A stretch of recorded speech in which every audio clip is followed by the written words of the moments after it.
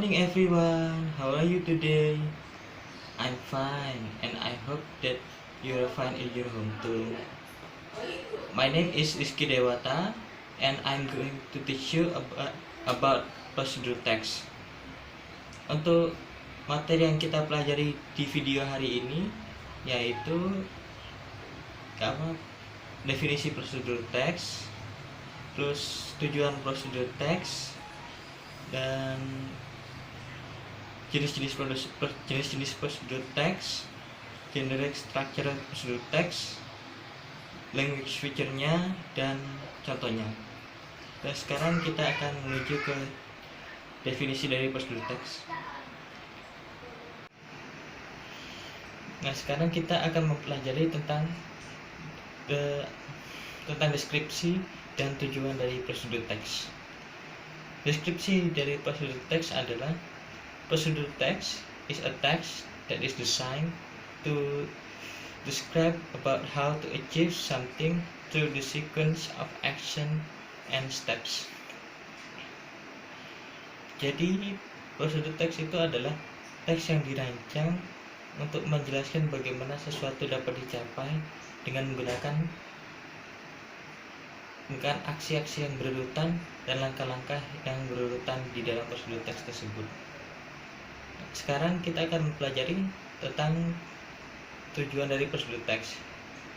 The purpose of the prosedur text is to tell the reader about how to achieve something through the sequence of action and steps. Jadi tujuan dari prosedur teks adalah untuk menjelaskan kepada pembaca bagaimana sesuatu dapat dicapai melalui langkah-langkah dan aksi-aksi yang berurutan di dalam teks tersebut. Nah, sekarang kita akan mempelajari tentang jenis-jenis prosedur teks atau biasa disebut kinds of prosedur text. Prosedur teks itu bisa dibagi menjadi dua, yaitu prosedur teks how to make dan prosedur teks how to use atau how to operate. Untuk prosedur teks how to make ini menjelaskan tentang bagaimana sesuatu itu dibuat. Ya, mungkin itu kamu membuat barang atau kerajinan, atau kamu mau membuat makanan. Contoh dari prosedur teks how to make itu, contoh how to make an origami, how to make a mask, dan how to make a fried rice, how to make a bowl of noodle, dan seterusnya. Yang kedua itu prosedur teks how to use atau how to operate. Ya, untuk yang how to use dan operate ini menjelaskan tentang bagaimana sesuatu itu digunakan atau cara mengoperasikan sesuatu. Contoh dari untuk yang how to use atau how to operate ini biasanya antara mesin atau benda-benda yang bisa digunakan. Contohnya how to use a blender, how to use washing machine, how to operate a printer, atau how to operate a PC, dan seterusnya. Sekarang kita akan mempelajari tentang generic structure of prosedur text, atau biasanya dipanggil struktur dari prosedur teks. Prosedur teks itu dibagi menjadi 3 struktur, yaitu goal, terus material atau ingredients, dan steps. Goals ini adalah judul dari prosedur teks yang akan digunakan.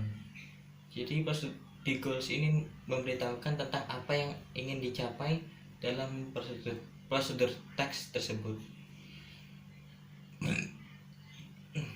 Yang kedua adalah materials atau ingredients. Materials dan ingredients ini adalah bahan-bahan dan alat-alat yang digunakan dalam prosedur teks yang akan digunakan. Nah, yang ketiga adalah steps. Steps adalah langkah-langkah yang akan digunakan di dalam teks tersebut. Jadi contoh dari ketiga itu, ya pertama goalsnya itu contoh how to make fried rice. Terus ingredientnya itu bisa nasi atau rice, tomato sauce, soy sauce, terus eggs dan seterusnya. Terus stepnya itu bisa yang pertama stir the fry, stir the rice, the egg and the soy sauce dan seterusnya. Nah, sekarang kita akan mempelajari tentang language feature of procedural text, atau lebih biasa digunakan itu ciri-ciri bahasa dari prosedur teks. Prosedur teks memiliki 5 ciri bahasa, yaitu using adverbial of sequence atau temporal conjunction, using command atau imperative sentence, terus using adverbials atau adverbs to express time, place, dan manner accurately. Terus yang keempat itu using action verbs, dan yang terakhir using simple present tense. Yang pertama ini using adverbial of sequence atau temporal conjunction. Yang dimaksud di sini adalah kata-kata keterangan atau kata penghubung yang digunakan untuk menunjukkan di mana step-step ini yang ada duluan. Dan biasanya itu temporal conjunction sama adverbial of sequence itu ada di depan kata-kata, di depan dari steps. Jadi contohnya itu ada the first, the second, terus next, after that, then, lalu the last atau finally. Nah, yang kedua ini adalah using command atau imperative sentence. Yang dimaksud command atau imperative sentence ini, di step itu kan biasanya ada menjelaskan bagaimana sesuatu kamu harus gini-gini atau kamu harus gini-gini, tidak boleh itu. Nah, di yang imperative sentence ini maksudnya kata yang digunakan itu kata yang digunakan itu digunakan untuk menyuruh para pembaca untuk melakukan sesuai yang ada di tulisannya itu. Yang ketiga itu using adverbials atau adverbs of time, place, atau manner. Yang dimaksud adverbs atau adverbials ini adalah kata keterangan yang digunakan untuk menunjukkan kapan sesuatu itu harus digunakan, atau mungkin contohnya untuk waktu itu kapan sesuatu itu harus didiamkan, untuk place itu di mana sesuatu itu harus didiamkan. Terus yang ketiga itu seperti bagaimana sesuatu itu harus didiamkan. Jadi intinya itu menjelaskan tentang waktu, tempat, dan kondisi yang harus kondisi yang ada untuk membuat benda atau menggunakan benda itu. Yang keempat ini using action verbs.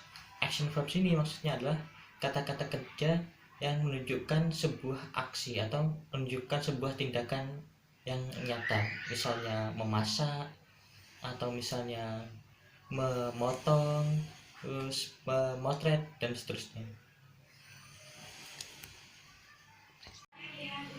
Nah, sekarang saya akan memberikan contoh dari prosedur teks untuk hari ini.